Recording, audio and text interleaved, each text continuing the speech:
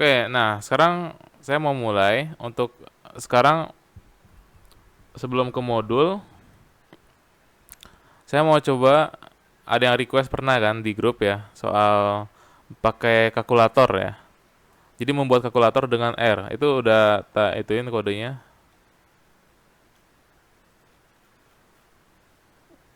Apa namanya? R.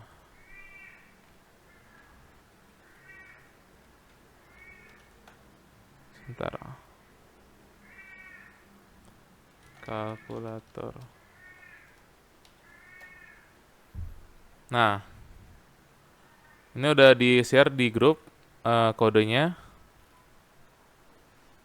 Jadi terus ada juga namanya, saya juga buat semacam flowchart websitenya ya. Ini bisa dilihat di sini. Di sini bisa dilihat websitenya. Udah bisa diklik nggak websitenya?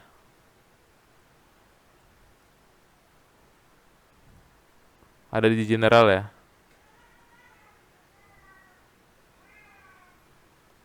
Udah bisa diklik. Dari HP juga bisa kok.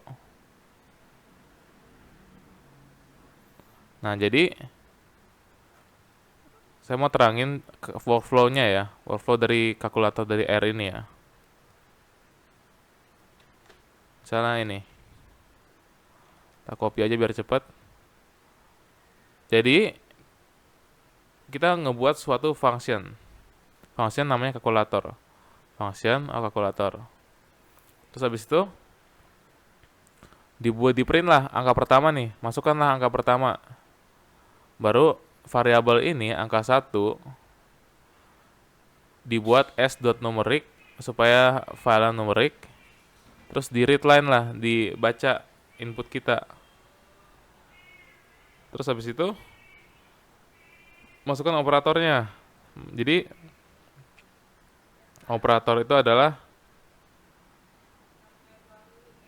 read line. Nah, begitu. Read line lagi, tapi operator nggak usah s numerik. Operator itu sebenarnya string ya. Tapi em, untuk penanda aja, jika stringnya apa nanti bakal ditambah kurang atau kali gitu. Terus habis itu print angka kedua. Print angka kedua itu s numerik juga read line. Nah, hasilnya baru nanti di switch lah. Nanti ada diagramnya kok. Udah saya kasih ya di grup ya. Di Discord-nya, di general itu udah ada linknya. Coba tak tulis deh. Bisa dibuka di sini ya.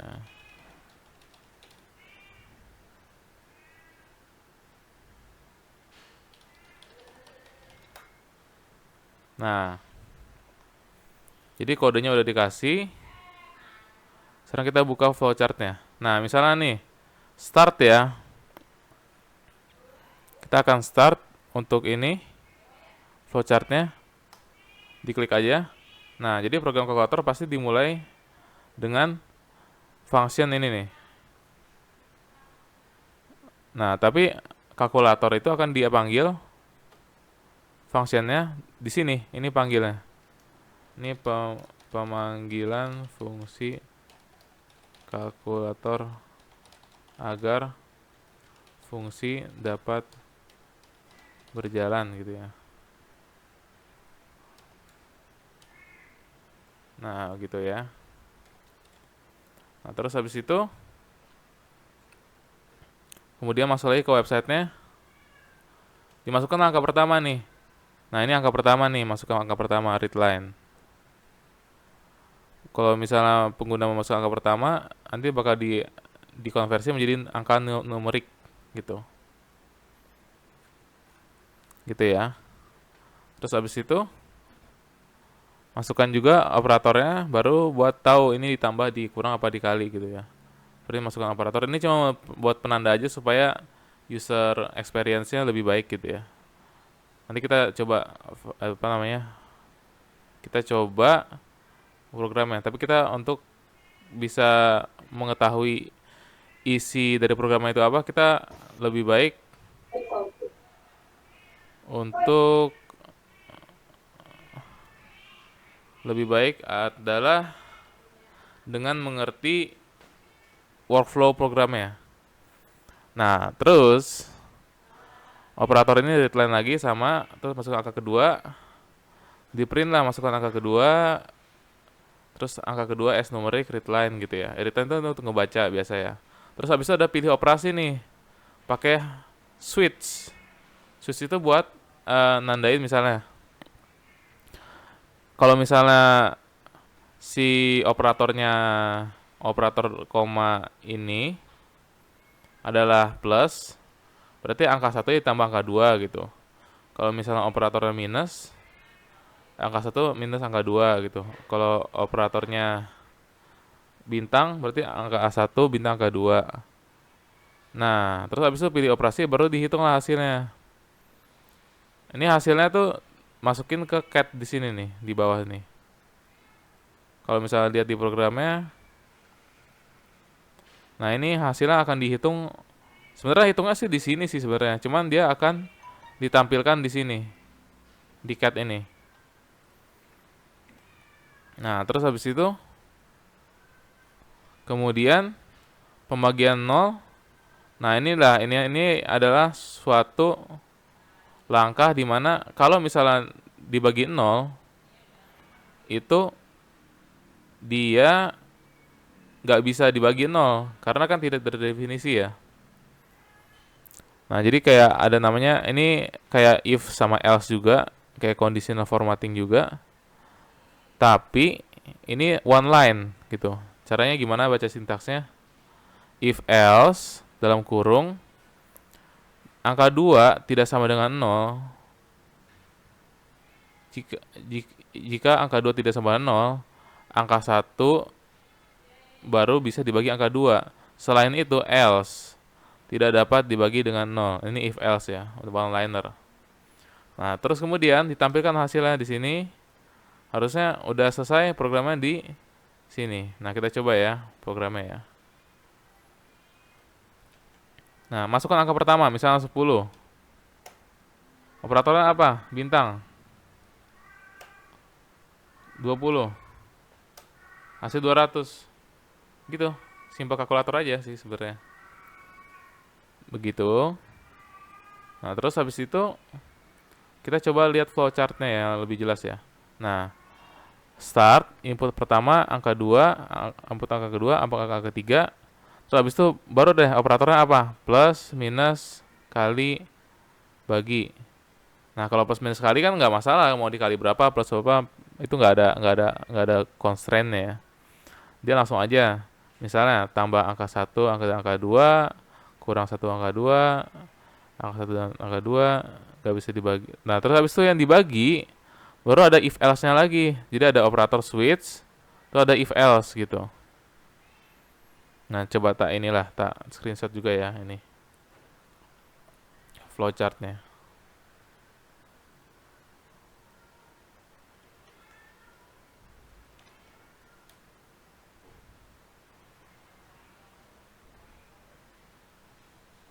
Nah, jadi kalau misalnya nggak bisa bagi 0, tidak terdefinisi.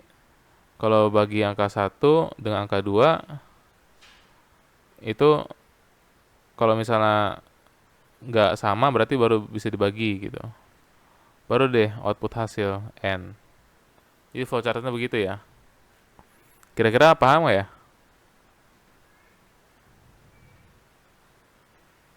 Ada pertanyaan kah?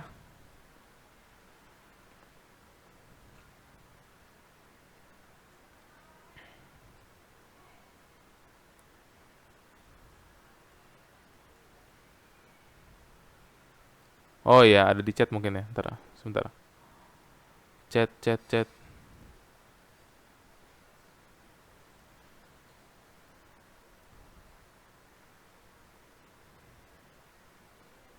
Oke.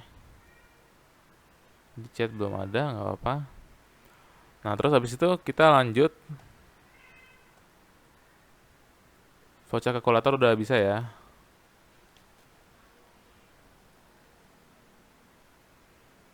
Nah, terus habis itu kita masukin ke apa namanya? Ke RBV ya. Kemarin ada yang pengen bahas soal formatif ya, tes formatif.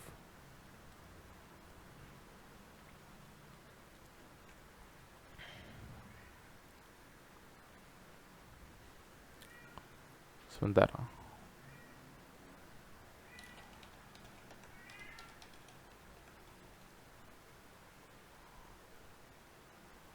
Dari modul 1 aja kita bahas secara cepat.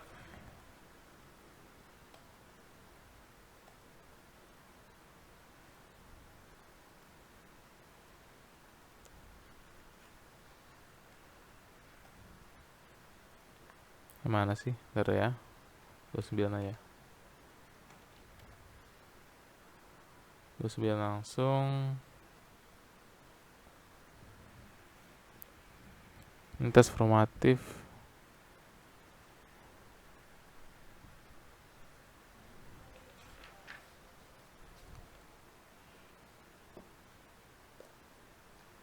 Sebentar.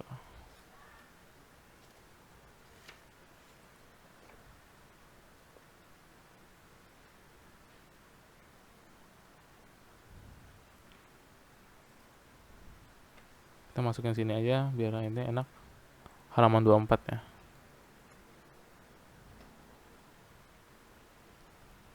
Nah, di sini ada yang pernah dengar istilah open source? Maksudnya gini, open source itu adalah suatu program di mana programnya itu source-nya itu terbuka untuk umum gitu loh. Misalnya kalau yang pernah belajar database gitu ya, MySQL.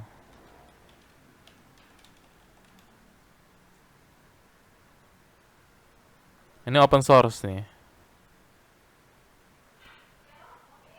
Jadi kita bisa lihat source-nya di sini. Ini source-nya semua nih. Dan dia kebanyakan dia pakai C++ ya. Bisa kelihatan di sini language-nya. Jadi bisa kelihatan source-nya dan gratis kalau open source itu. Nah, ini bisa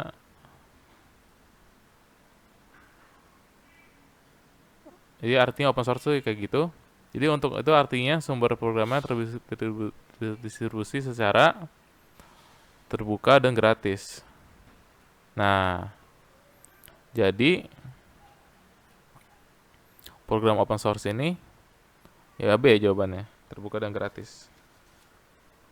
Gitu. Terus habis itu, nah, nomor versi program R yang ada di install mengikuti ya tanggalnya berarti ya kan. Jelas gitu. Kita coba aja lihat. R GUI misalnya. Tuh R444 di titik 1. Dia ada tanggalnya, ada tanggal dikeluarkannya. Ini nih, ada di sini. Ternyata 2024 versinya ya. Terus habis itu nomor 3. Nih kalau misalnya source code berfungsi untuk menjalankan program yang telah dibuat terlebih dahulu. Source kan.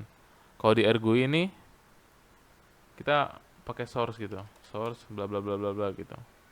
Tapi kalau di RStudio tinggal centang ininya, di save lah, langsung jalan programnya. Source ini gitu. Alamat pathnya gitu. Alamat ininya. Apa namanya? Alamat di mana programnya itu ada gitu.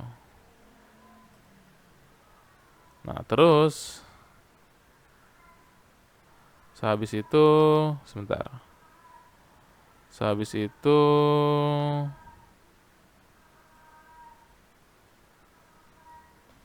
lanjut C jawabannya ya. Kalau yang nomor 4, Tanda plus di bawah paling bawah menunjukkan tanda menunjukkan tanda plus ya. Coba kalau kita misalnya begini ya. Atau misalnya kayak gini.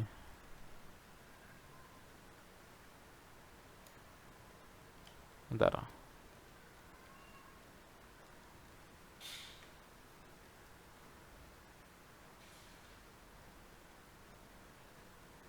Kalau misalnya read line jadi kayak gini. Oh, belum kebaca ya. Dia satu-satu bacanya. Coba kalau misalnya yang pas di sini deh. Reline jadinya. Ada warning ya. Tanda plusnya itu saya belum lihat ya di mana ya. Tanda plus itu coba kita lihat dulu ya.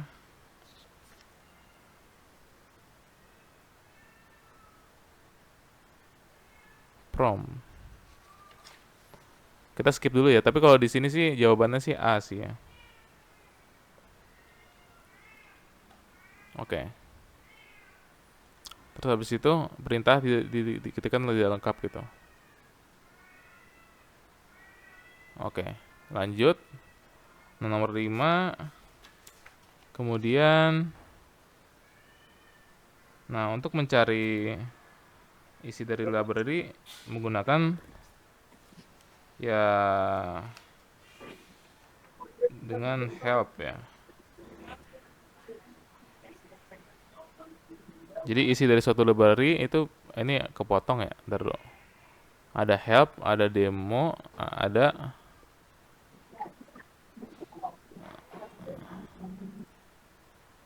help, ada demo. Dan ini yang berguna tuh help. Kita coba aja ya.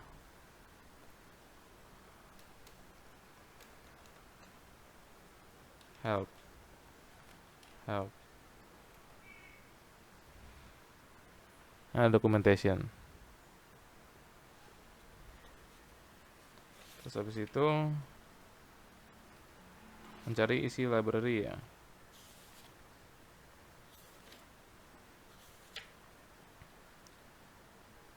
Misalnya dengan kayak begini ya.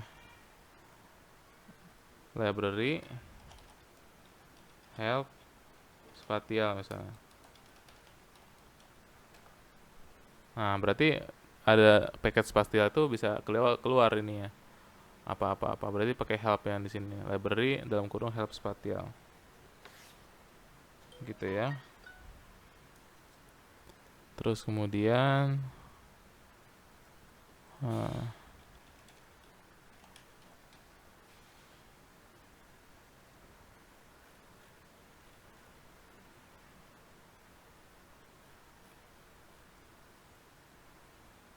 nah, kemudian lanjut untuk menjalankan program R eksekusi script yang dalam RGUI, tombol yang ditekan itu adalah itu Ctrl R ya. Ctrl R. Coba kita coba ya di RGUI ya. Source R code. New script. Print. Saya anak UT. Nah, langsung keluar kan? Saya anak UT.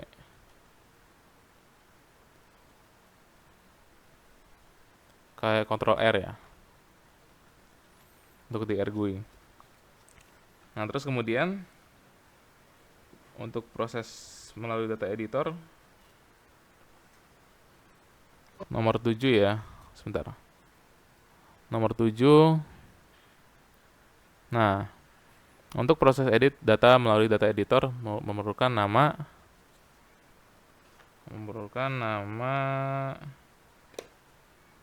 data frame ya. Jadi gini loh. Jadi untuk mengedit data pada data editor harus memasukkan nama data frame-nya dulu yang ingin diubah.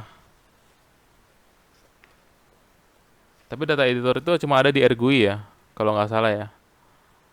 Dan sedangkan kita kemarin pada downloadnya RStudio. gitu loh. Tapi bisa pakai nama pakai fix kalau kemarin ya. Misalnya fix bakteria.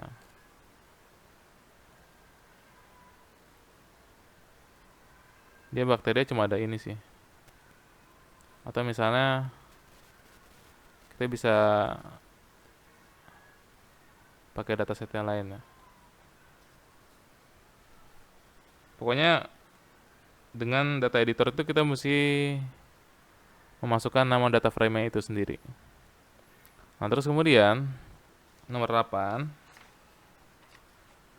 Nomor 8 itu yang tadi saya bilang ya. Dengan selain data editor, mengubah data dapat menggunakan fix. Perintah fungsi fix. Nah, terus kemudian nomor 9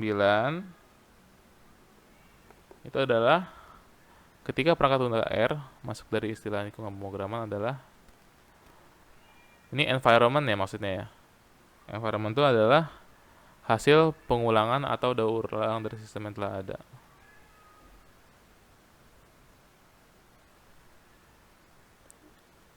Jadi lingkungan pemrograman itu adalah yang ini sih. Yang ini global environment package stats ini. Kalau nggak salah ya, bisa dicek lagi juga. Terus kemudian pengaturan tampilan layar dari R dapat dilakukan pada jendela. Yang inilah kan pengaturan ya, configuration, gampangnya gitu. RGUI configuration editor. New config atau di sini GUI preference ya. Nah, ini nih. GUI preference. Ini bisa single, multiple atau MIDI apa segala macam. Intinya begitu ya. Nah, kita lanjut ke tes formatif 2. Sebentar. Tes formatif 2 berarti di modul 2 ya. Modul 2.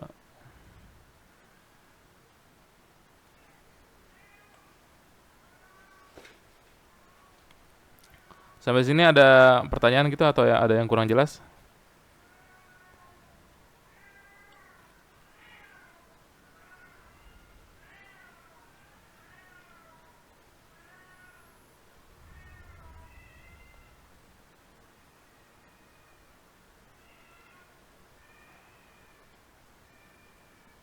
Oke. Coba kita lihat chat. Aman ya? Oke, siap. Kita lanjut ya. Ini langsung halaman berapa nih? Coba kita balik-balik satu-satu deh. Mana ya itu ya tes formatifnya? Nah, tes formatif 1 ya. Coba bentar. Tes formatif 1.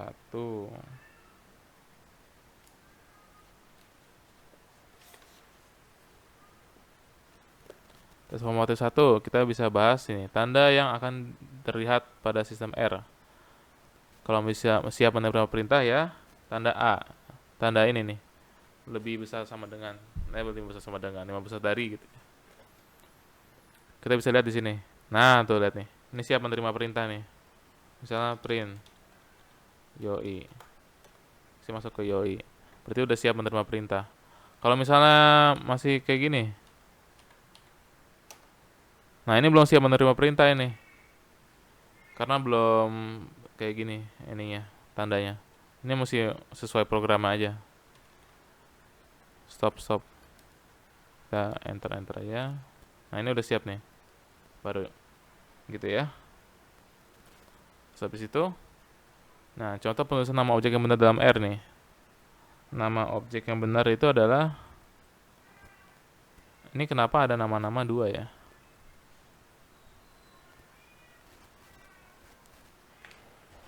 Penulisan objek ini saya juga kurang tahu sih. Kalau dikunci sih B ya. Cuman kenapa begini? Mungkin ada yang tahu, boleh sharing-sharing ya. Terus habis itu, kalau yang salah berarti harusnya selain nama 2 dong. 2 nama. Ini agak aneh sih soalnya. Tapi ya nggak apa-apa lah.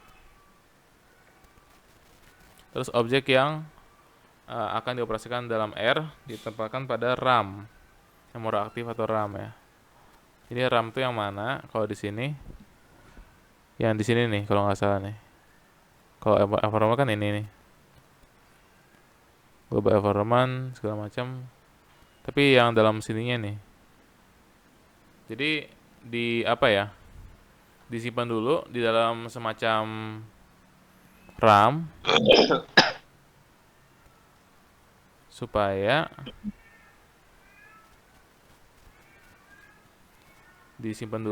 nanti kita bisa retrieve gitu, retrieve informationnya buat di programnya gitu. Oke. Nah, kemudian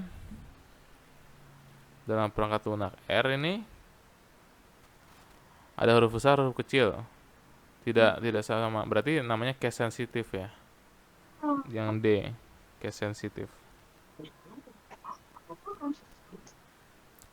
Kalau insensitif ya berarti nggak sensitif, mau gede mau kecil nggak apa. Misalnya apa sih? Banget ya mah. Apaan aku bosan. Kamu kok kira-kira kalau pintar mungkin bisa. Nah, sensitif itu gimana? Misalnya kalkulator nih. Kalau kalkulator function kayak gini, bisa jalan nggak? Nggak bisa. Nggak bisa function kalkulator yang kayaknya gede gitu. Ya kayaknya kecil aja gitu. Baru bisa. Nah, gitu. Gitu ya. Oke, bisa. Tes formatif 1 kelar. Tes formatif 2 sekarang. Untuk modul 2 ya.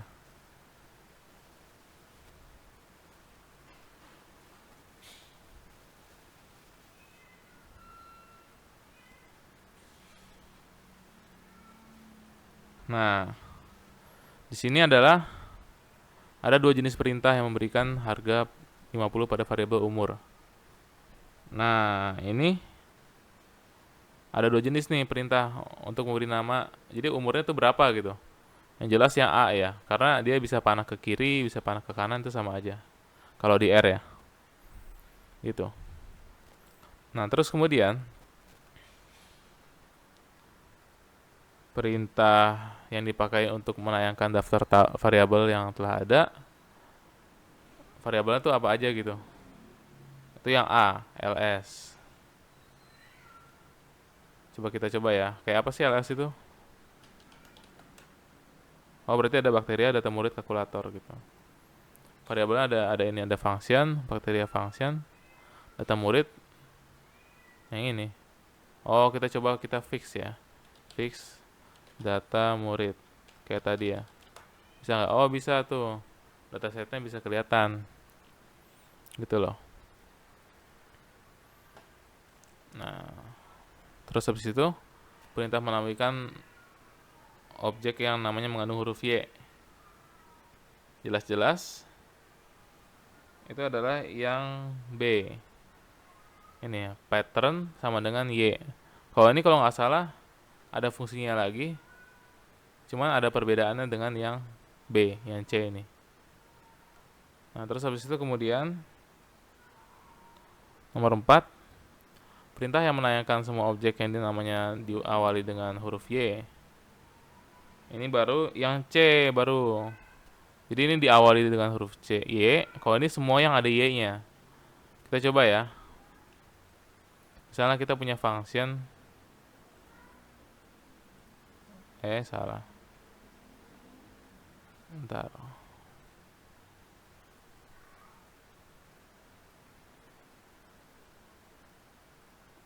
New file aja deh.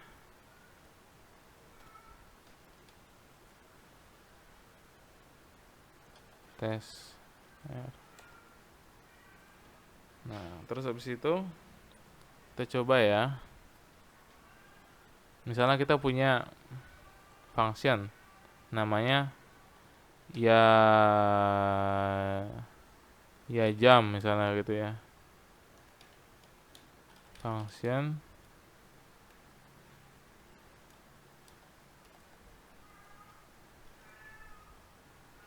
return gitu.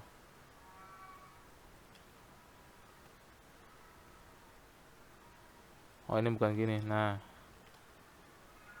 ada yajam nih function. Ada juga jayam.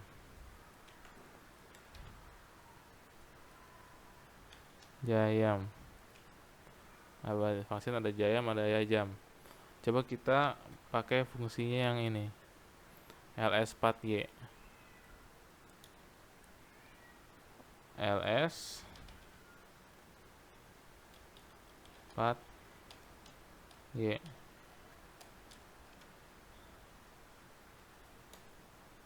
Ada yajam, ada jayam.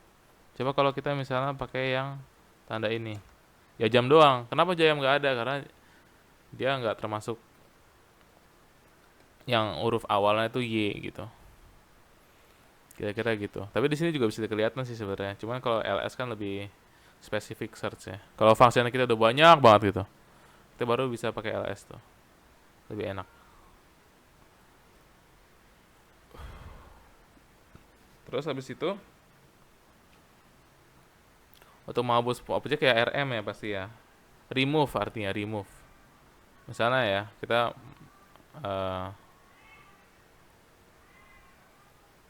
rm bakteria misalnya.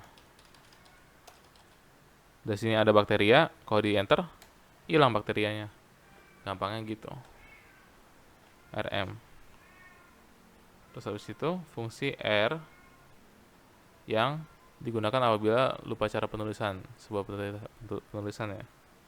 Itu ya help kalau lupa cara penulisannya ya. Coba kita coba help, apa isinya? Help. Oh, kayak gini berarti ada documentationnya. Ada begini, ada begitu, banyak banget nih. Help, apply, help for, dan lain-lain. Nah, terus kemudian, nah, kalau misalnya dijalankan gimana nilai variabelnya? Ya tinggal dihitung aja. X kuadrat plus 2x plus 1 nilai variabel y maksudnya ya. Dihitung aja. Misalnya, salah kok kalender. Loh, hilang. Aduh. Kalkulator. Di halaman berapa tadi ya? Oke. Nah, ini nih. Bisa dihitung sendiri sih sebenarnya. Jadi x-nya jadi x kuadrat, 10 kuadrat gitu, 100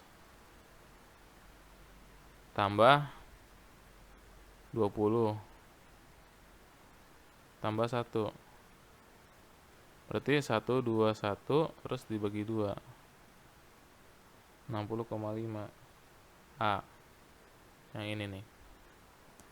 Gampang aja. Ini kayak matematika dasar lah. Nah, terus C ini masih ingat kan ini vektor ya? Itu adalah vektor 1134. Kalau misalnya 2x plus 1 y-nya adalah berarti semuanya dikali 2x plus 1 0 tambah 1 jadi 1. Terus habis itu 2 tambah 1 3, 4 tambah 1 5, berarti yang D. Terus habis itu nilai variabel Y setelah perintah berikut itu apa? Min. Yang berarti ini digabung semua, tambahin, dibagi sama jumlah length, jumlah dari semuanya gitu, min. Min median. Itu kan matematika dasar ya. Jadi minnya adalah B, 68,5. Bisa dihitung sendiri ya. Habis itu yang 10, kemudian nah, ini fungsi-fungsi dari vektor numerik X yang mengembalikan konstanta. Kecuali ini mengembalikan konstanta ya. Berarti yang ini nih. Returnnya bakal konstanta. Konstanta itu apa? Ya, angka gitu. Jadi ada ininya, ada apa namanya? nilainya gitu. Kecuali kalau short juga angka sih, tapi hmm, konstanta ya. Ini mungkin bisa dibaca lagi kali ya. Saya juga masih belum begitu jelas. Mungkin ada yang bisa itu bantu. Oh ya, kunci jawaban kadang salah ya. Ya kadang-kadang ngaco sih ya.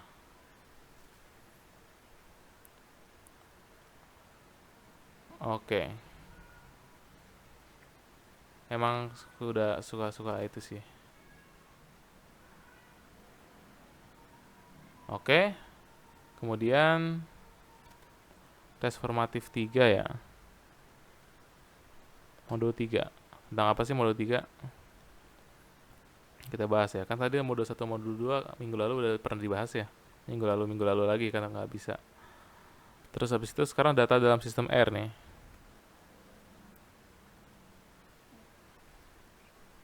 Nah, modul 3 ini intinya adalah jenis objek dan operasi dasar aritmatika.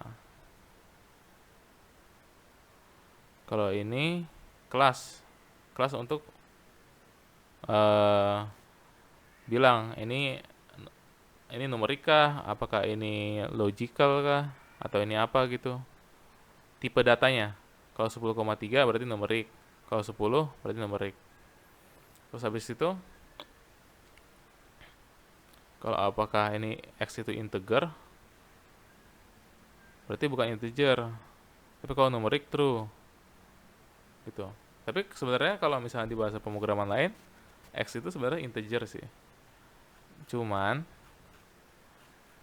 cuman ya kalau di R itu ada perbedaan juga. Dia makanya numerik yang benernya ya.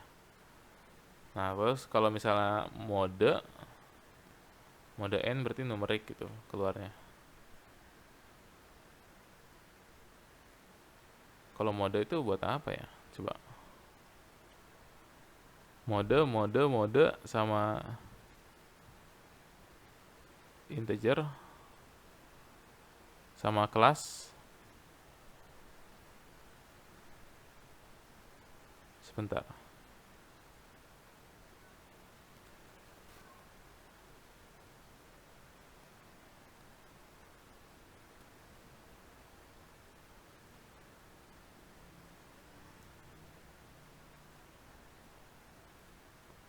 Mungkin ada yang pernah udah baca?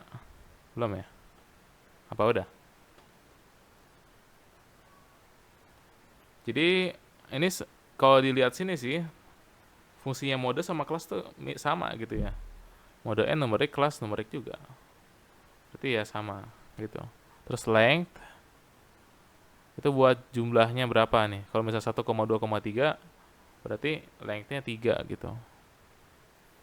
Terus mode A, mode test, mode Z ada yang karakter, mungkin ada tambahan lagi. Nah, logika ada kompleks.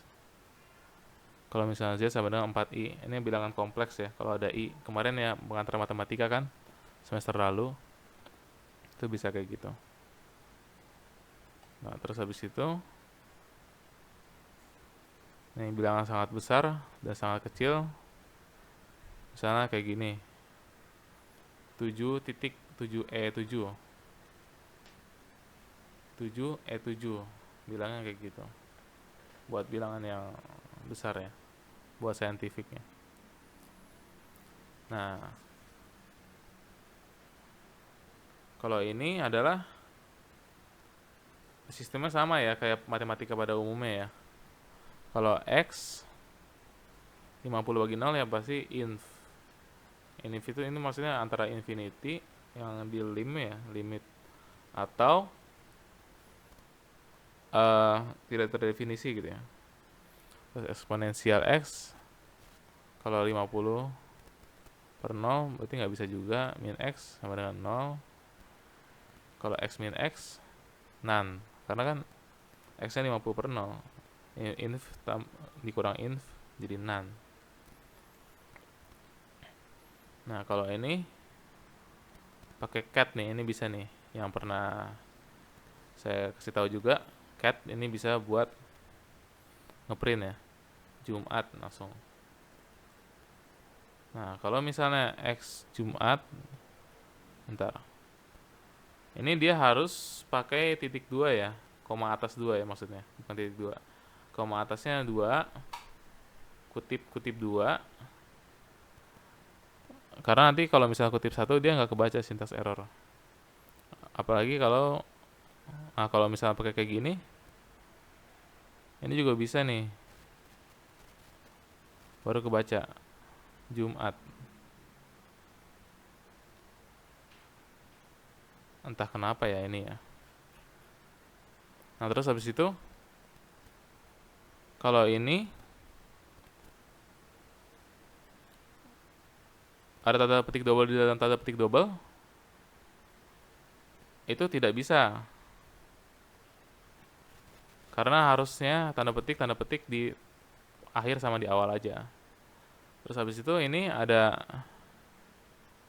tanda petik kayak gini sama garis miring kebalik. Itu akan keprint semuanya. Karena ini jadi termasuk dalam tanda petiknya. Kalau yang ini masih belum tahu, nanti mungkin kalau ada yang mau gitu tanya ChatGPT juga bisa, atau tanya ChatGPT sekarang juga bisa. Cara tanyanya gimana? Kalau misalnya kayak gini, ChatGPT kan bisa gambar ya, tulis aja. Jadi kita bisa memanfaatkan AI untuk belajar ya.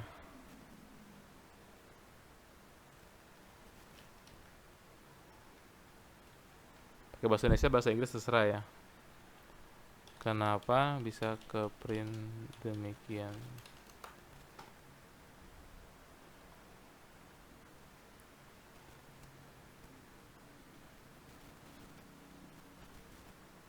Itu buat escape.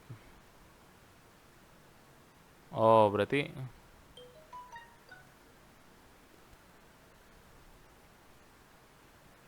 escape sequence dan tidak valid. Tanda kutip.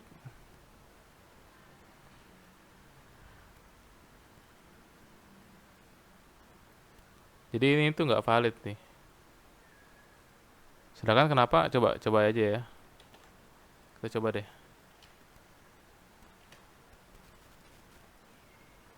Print, harusnya ada print sih.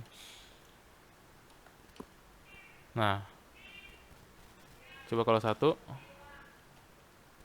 Jumat nggak valid. Kalau 2 jadi ngaco. Kalau 3 jadi begini. Ini agak ini juga sih ya. Agak kenapa begitu? Agak membingungkan. Nanti bisa dicari-cari sendiri lah ya. Terus habis itu mungkin ada yang tahu kenapanya?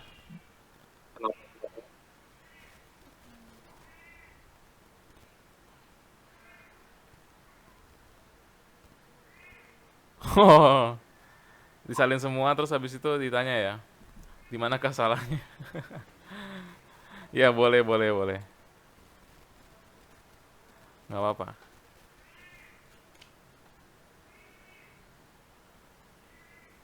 Bisa aja, bisa banyak cara sih. Kalau gambar kan emang dari ChatGPT terbatas ya. Kalau ngasih gambar, paling bisa dua doang satu akun. Nah terus kemudian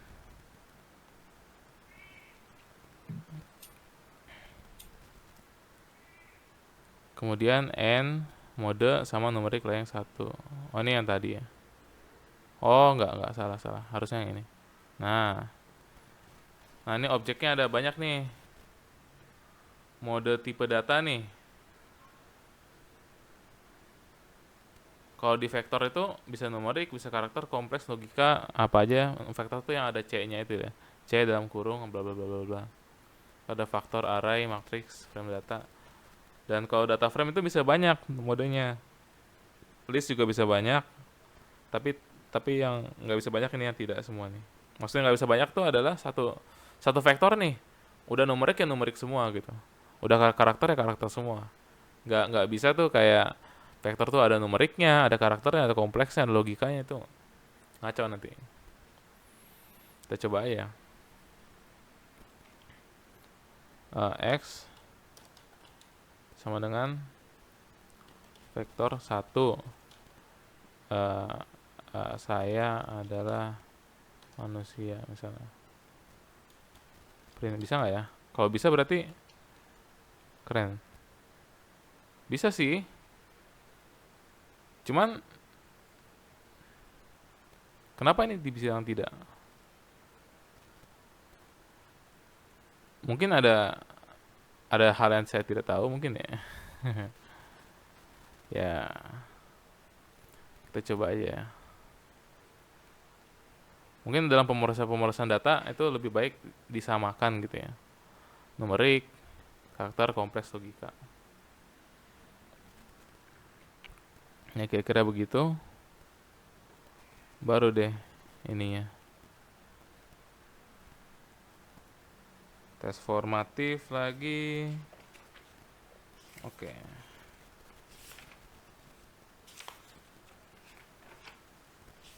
Tes formatif lagi.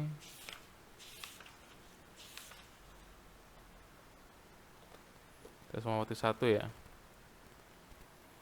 Jenis suatu objek menentukan analisis data yang dapat ditetapkan padanya.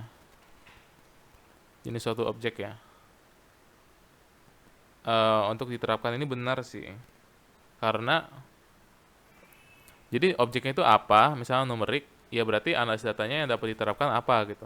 Kalau numerik ya bisa dibuat charts. Sedangkan kalau misalnya string itu salah satunya ada word cloud yang saya pernah buat yang ada di sini. Coba ya. Sebentar. Ada di sini hasil R. Nah, ini nih. Ini string nih. Analisis datanya bisa pakai word cloud gitu ya. Terus habis itu ini juga kalau ini kan ada angkanya, berarti numerik gitu. Bisa pakai angka gitu. Nah, gitu. Terus habis itu dalam R tanda petik digunakan untuk memasukkan nilai dari satu variabel. Yang ini nih. Dengan mode karakter char ya. Harus tanda petiknya 2 sih. Kalau nggak salah sih. Salah berarti. Terus habis itu untuk variabel yang bernilai bilangan selalu dapat dikenakan operasi matematika. Harusnya benar ya. Bernilai bilangan selalu bisa dikenakan ya. Benar sih harusnya. Terus habis itu, nah, suatu objek dapat berupa numerik, karakter, integer, logik, kompleks. Suatu objek dapat berupa numerik ya. Iya betul. Betul-betul. Terus habis itu untuk menentukan jenis satu variabel digunakan perintah mode. Ya jenisnya bisa mode, bisa kelas tadi ya, kelas juga bisa. Misalnya, kita coba deh. Kelas X apa keluarnya? Print. Karakter. Kalau mode, karakter juga. Bahkan ada numerik di sini. Itu sangat membingungkan. Tapi nggak apa-apa. Terus habis itu mode. Terus habis itu 6 ya.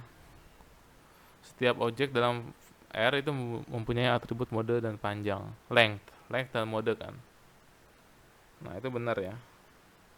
Terus habis itu variabel yang bernilai bilangan bulat selalu merupakan variabel kategorikal untuk kode OPWJJ Jakarta.